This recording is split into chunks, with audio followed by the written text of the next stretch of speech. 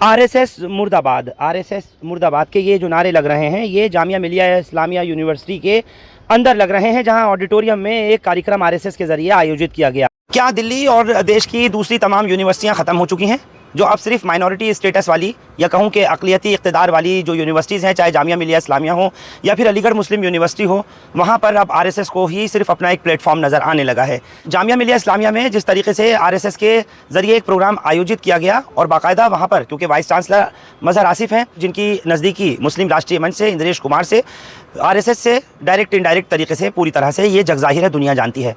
लेकिन अब ही क्यों ऐसा होने लगा कि जामिया मिलिया इस्लामिया में मुस्लिम राष्ट्रीय मंच की या फिर राष्ट्रीय स्वयं सेवक संघ यानी आरएसएस की एंट्री हो गई, वो भी कब से, जब से मज़हर आसिफ आए हैं। सवाल यही है, क्या इस तरीके का कोई प्रोग्राम किसी और दूसरी यूनिवर्सिटी में कोई जमीयतें, जमातें या मुस्लिम ऑर्गेनाइजेशंस, मुस्लिम तंजीमें कर सकती हैं? हरगिज़ भी नहीं कर सकती।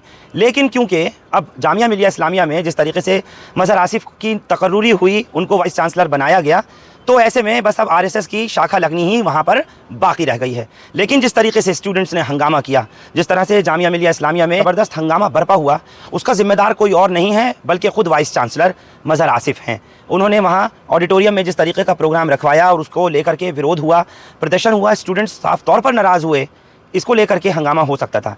एक सवाल मैं भी पूछता हूँ, अभी हाल ही में जिस तरीके से हमने देखा कि जमीयत उलमा हिंद के 100 साल मुकम्मल हुए, यानी उसने एक शतक पूरा किया, तो क्या जमीयत उलमा हिंद का कोई प्रोग्राम किसी दूसरी यूनिवर्सिटी में हो सकता था?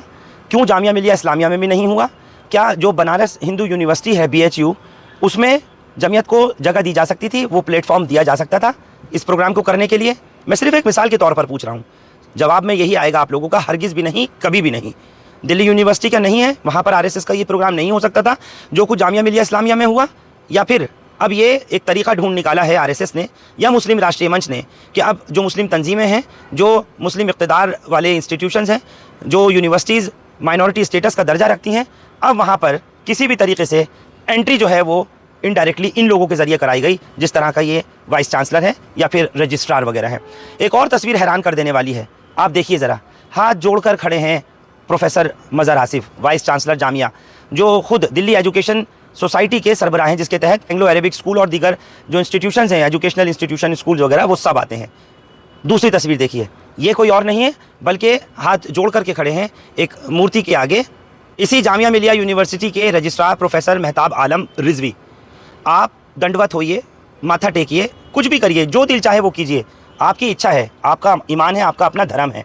लेकिन एक इंस्टीट्यूशन को, एक यूनिवर्सिटी को इस तरीके से सियासत का अखाड़ा बनाना, वो कहाँ तक उचित और जायज़ है? दरअसल आपकी मजबूरी भी है, क्योंकि आपको यूनिवर्सिटी का वाइस चांसलर बनाने में सबसे बड़ा जो हाथ रहा है वो आरएसएस का ही रहा है, मुस्लिम राष्ट्रीय मंच का रहा है। और अब जबकि आज़ादी से लेकर अब तक या उससे पहले तक कभी भी इस तरीके का कोई कार्यक्रम नहीं हो सका जिसमें सीधे तौर पर डायरेक्टली या इनडायरेक्टली आरएसएस या मुस्लिम राष्ट्रीय मंच की कभी कोई एंट्री हुई हो जामिया में या फिर अलीगढ़ मुस्लिम यूनिवर्सिटी में। ये अभी ही क्यों, किसको खुश्क किया जा रहा है और क्यों किया जा रहा है? अपनी बका बचानी है तो मुझे लगता है ये सब कुछ आपको करना पड़ेगा, और नहीं करेंगे तो जाहिर सी बात है आप जैसे लाइन में और भी बहुत सारे लगे हैं, तो कोई भी रजिस्ट्रार बन सकता है, वाइस चांसलर बन सकता है। स्टूडेंट्स में बहुत नाराज़गी थी, खूब हंगामा किया। इस पूरी रिपोर्ट को हमारे ब्यूरो चीफ अब्दुल नूर शिबली ने कवर किया। मैं चाहता हूँ कि एक मरतबा आप पूरी रिपोर्ट देखिए ज़रा। नूरी मटन कोरमा मसाला से मटन कोरमा इतना मुलायम बने कि जुबान पे पिघल जाए। नूरी का कमाल हमेशा छा जाता है। इस वक्त मैं मौजूद हूँ जामिया मिलिया इस्लामिया में। मेरे पीछे आप अच्छी खासी संख्या में पुलिस देख रहे होंगे, पैरामिलिट्री फोर्सेस के जवान देख रहे होंगे।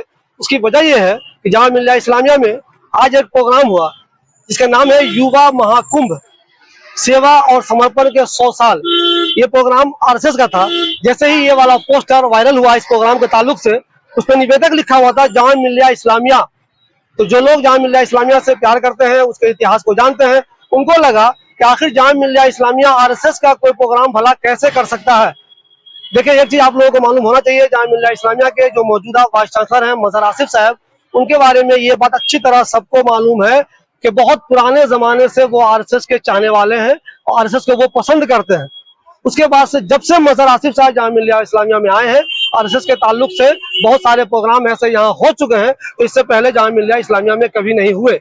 अब सवाल ये है कि प्रोग्राम होने चाहिए या नहीं होना चाहिए। कुछ लोग ऐसे हैं जो कहते हैं प्रोग्राम क्यों नहीं होगा, ये सेंट्रल यूनिवर्सिटी है, सेंट्रल यूनिवर्सिटी को सेंटर पैसा देता है, तो ऐसे अगर कोई प्रोग्राम कभी हो जाते हैं तो क्यों नहीं होने चाहिए। मान लीजिए यहाँ ईद मिलन का प्रोग्राम होता है, इफ्तार का प्रोग्राम होता है, तो दूसरे प्रोग्राम होते हैं, तो अगर यहाँ पे होली मिलन होता है या दिवाली का कोई प्रोग्राम होता है या इस तरह प्रोग्राम होता है तो क्यों नहीं होना चाहिए। मगर जो लोग जामिया मिल्लिया इस्लामिया को अच्छी तरह से जानते हैं वो कहते हैं जो चीज पिछले 100 साल में नहीं हुई उसको अब करने की भला क्या जरूरत है। आपको मालूम है पिछले दिनों यहाँ आरएसएस का मार्च भी हुआ था, उस पर भी लोगों ने आपत्ति दर्ज कराई थी कि जामिया मिल्लिया इस्लामिया में पिछले 100 साल में आरएसएस का मार्च कभी नहीं हुआ, तो आज होने की क्या जरूरत थी। उसी तरह आज जो प्रोग्राम हुआ है वो आरएसएस के ताल्लुक से ही हुआ, आरएसएस के 100 साल पूरे हो चुके हैं, उसी ताल्लुक से ये प्रोग्राम हुआ है। इंजीनियरिंग डिपार्टमेंट जो है उसकी ऑडिटोरियम में ये प्रोग्राम था, तो मैंने पहले ही बताया आपको, इसका पोस्टर जैसे ही वायरल हुआ लोगों ने हंगामा करना शुरू कर दिया। आज भी इस प्रोग्राम को लेकर बाहर भी हंगामा हुआ, ऑडिटोरियम के अंदर भी हंगामा हुआ। उसी वजह से पुलिस पहले से ही बहुत ज्यादा यहाँ मुस्तैद थी, एक नहीं दो नहीं सैकड़ों की तादाद में यहाँ पुलिस है, पैरामिलिट्री फोर्सेस के जवान है, वो ये इंश्योर करने के लिए आए हुए हैं कि प्रोग्राम किसी तरह से कामयाबी के साथ पूरा हो जाए। अब सवाल यह है कि ऐसे प्रोग्राम की जामिया मिल्लिया इस्लामिया में जरूरत ही क्या है। आरएसएस कैसी तंजीम है, उसका काम अच्छा है नहीं है, बुरा है भला है, वो एक अलग बहस है, लेकिन आरएसएस का प्रोग्राम जामिया मिल्लिया इस्लामिया में होना चाहिए या नहीं होना चाहिए ये एक अलग बहस है। लेकिन बहुत से लोग जो मजहर आसिफ साहब के बारे में जानते हैं, जो मौजूदा वीसी हैं, वो कहते हैं चूंकि मजहर आसिफ साहब आरएसएस के ही आदमी है, तो उनके रहते हुए अगर जामिया मिल्लिया इस्लामिया में आरएसएस का प्रोग्राम नहीं होगा तो भला और कब होगा। इसलिए आए दिन यहाँ कुछ न कुछ ऐसा होता है जो पहले कभी नहीं हुआ है। आपको मैं बता दूं, अब यहाँ होली मिलन के प्रोग्राम भी बाज़ाब्ता होते हैं। अब मैं आपको बता दूं, यहाँ दिवाली के प्रोग्राम भी बाज़ाब्ता होते हैं। आरएसएस का मार्च भी बिल्कुल कैंपस के अंदर से निकला था, और आज तो बाज़ाब्ता आरएसएस का एक प्रोग्राम ही हो रहा है। जिन लोगों को प्रोटेस्ट करना था वो अपने तौर पे प्रोटेस्ट कर रहे हैं, पुलिस अच्छी खासी तादाद में मौजूद है, तो ये इंश्योर करने के लिए है कि प्रोग्राम किसी भी तरह से कामयाबी के साथ पूरा हो जाए।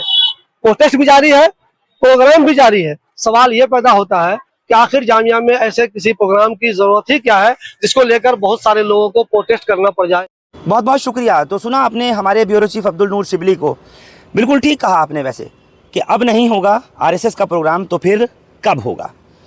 आप लोग हमारे साथ इस खबर पर जुड़े, आप सबका भी बहुत शुक्रिया। हिंदुस्तान लाइव फरहानिया या यूट्यूब पर सब्सक्राइब कर सकते हैं और क्लिक कर सकते हैं बेल आइकन हमारी खबर की पहली नोटिफिकेशन के लिए। फेसबुक पर हमारा पेज हिंदुस्तान लाइव फरहानिया या फॉलो और लाइक कर सकते हैं।